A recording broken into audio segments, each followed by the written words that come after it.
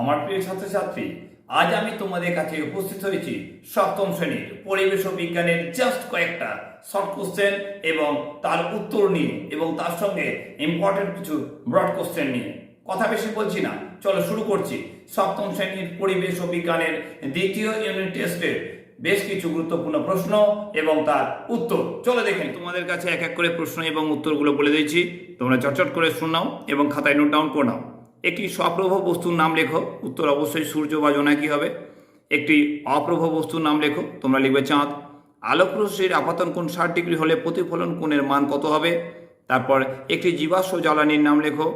সমতল দর্পণে লম্বভাবে আলো আপতিত হলে প্রতিফলন কোণ কত হবে? তারপর করবে একটি তড়িতের সুপরিবাহী পদার্থ কোনগুলি? তারপর একটি অচৌম্বক পদার্থের নাম লেখো। এলইডির পুরো কথা কী? করবে কোন গাছে ঠেসমূল দেখা যায়? করবে প্রাকৃতিক চুম্বকের অপর নাম কি?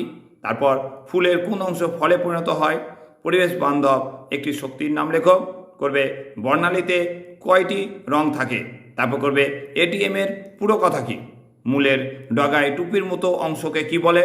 চুম্বকের কোন মেরু পরস্পরকে বিকর্ষণ করে? তারপর করবে ফুলের কোন অংশ বীজে পরিণত হয়? তারপর বাল্বের কোন অংশটি আলো প্রদান করে? এরপর চুম্বকের কোন অংশ উদাসীন? এবং শর্ট কোশ্চেনের লাস্ট প্রশ্ন, সমান্তরাল শিরাবিন্যাস কোন গাছের দেখা যায়? এরপর চলে আসছি 2 এবং 3 নম্বরের প্রশ্নে। 1 নম্বর প্রশ্ন, প্রতিফলনের সূত্রগুলি লেখো। তারপর সিনেমার পর্দা সাদা ও অমসৃণ হয় কেন? তড়িৎ চুম্বকের শক্তি কী কী উপায়ে বাড়ানো যায়? চৌম্বক আবেশ কী? তড়িৎ চুম্বকের ব্যবহারগুলি লেখো। নির্জল কোষের ব্যবহার কী? তারপর আলোর প্রতিফলন কাকে বলে? ওআরএস এর পুরো কথা কি? এর ব্যবহার লেখো। সৌরশক্তির ব্যবহারগুলি লেখো। মূলত্র অঞ্চল কাকে বলে? করবে তোমরা ফিউজ তারের কাজ কি? সৌরশক্তি ব্যবহারের সুবিধা এবং অসুবিধা কি? প্রাকৃতিক ও কৃত্রিম চুম্বকের পার্থক্য লেখো। করবে চুম্বকের উদাসীন অঞ্চল কি? তারপর করবে অ্যাম্বুলেন্সের সামনে অ্যাম্বুলেন্স কথাটি উল্টো লেখা যায় কেন? একটি আদর্শ ফুল বা পাতার চিত্র অঙ্কন করে বিভিন্ন অংশ চিহ্নিত করো। এই ছিল মাত্র তোমাদের জন্য পরিবেশ ও বিজ্ঞানের গুরুত্বপূর্ণ দ্বিতীয় ইউনিট টেস্টের সাজেস্টিভ কোশ্চেন।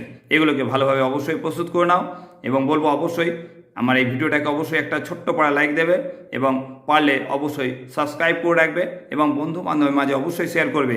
সম্পূর্ণ ভিডিওটা দেখার জন্য অসংখ্য অসংখ্য তোমাদের ধন্যবাদ। দেখা হচ্ছে পরের ভিডিওতে।